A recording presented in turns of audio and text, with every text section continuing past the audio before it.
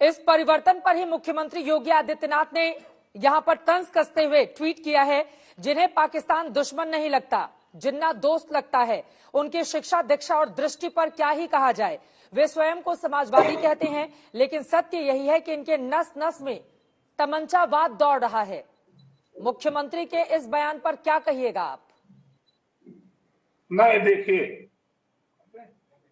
देखिए जब हमारे देश के प्रधानमंत्री पाकिस्तान जाते हैं और पाकिस्तान जाकर के वहां प्रधानमंत्री की माता का पैर पकड़ते हैं, साल भेंट करते हैं और चाय पी करके आते हैं, और लाल कृष्ण आडवाणी जी वहां जाके मजार पे चादर चढ़ा के आते हैं, और हमारे स्वर्गीय अटल बिहारी वाजपेयी जी समझौता एक्सप्रेस चलाते हैं और वो पाकिस्तान कराची तक ले जाने और आने की व्यवस्था बनाते हैं। तो आप बताइए कि प्रेमी कौन है? समाजवादी पार्टी प्रेमी है कि भारतीय जनता पार्टी प्रेमी है? इतना लगाव कि बिरयानी खाने चले जा रहे हैं लोग, मजार पे चादर चढ़ाने चले जा रहे हैं लोग, और पाकिस्तान से भारत का स्वर्गीय अटल बिहारी वाजपेयी जी ने समझौता एक्सप्रेस चलवाया। तो प्रेम किसके ऊपर है? किससे किसका लगाव वहां से है? तो ये चुनाव में जो ये भारतीय जनता पार्टी या माननीय मुख्यमंत्री उत्तर प्रदेश के चुनाव में कभी जिन्ना कभी पाकिस्तान, इसकी एंट्री कराने की जरूरत आखिर क्यों महसूस हो रही है?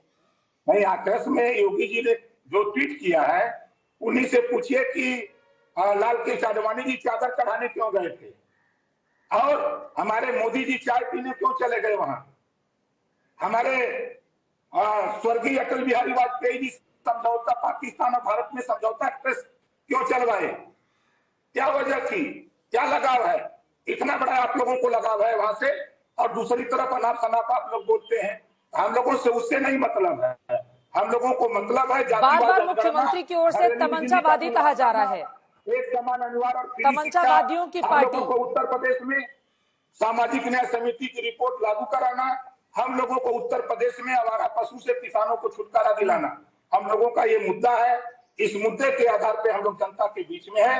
हम प्रदेश में अमन चैन चाहते हैं, भाईचारा चाहते हैं, हम नफरत की राजनीति नहीं चाहते। हाँ,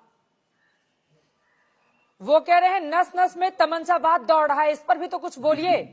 बार बार तमंचावादी कहकर संबोधित कर रहे हैं मुख्यमंत्री। नहीं, बिल्कुल कह रहे हैं।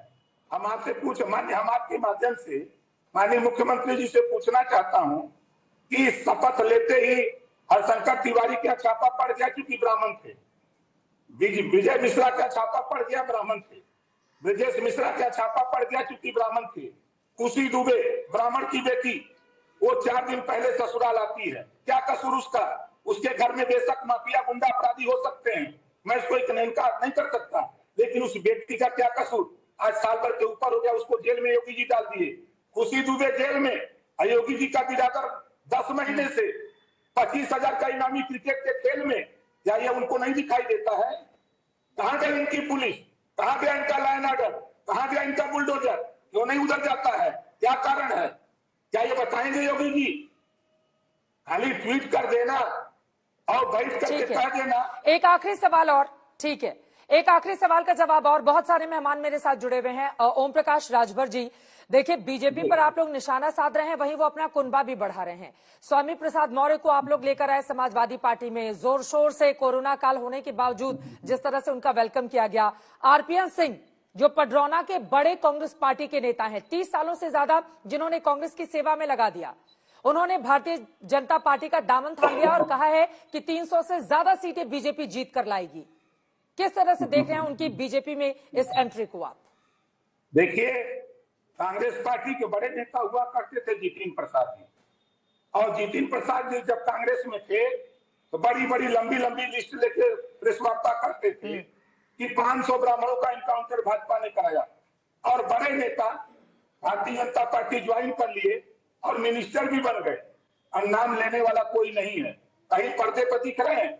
उसी तरह आरपीएन सिंह जी बड़े नेता थे जब कांग्रेस पार्टी सरकार में रहती थी, कांग्रेस पार्टी में थे, तब तक ये बड़े नेता थे। लेकिन आज जो भारतीय जनता पार्टी ज्वाइन कर लिए हैं, देख लीजिएगा, भारतीय जनता पार्टी में जब तक ज्वाइन व्यक्ति नहीं करता है तब तक बड़ा नेता कहलाता है।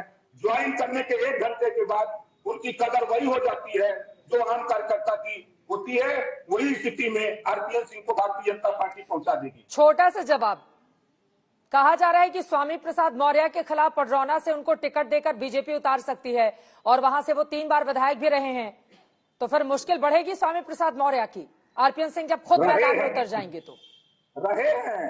और आज मैं कह रहा हूं 40,000 वोट से स्वामी प्रसाद मौर्य पडरौना से जीतेंगे। देख लीजिएगा, फिर हमारी आपकी मुलाकात चैनल पे होगी।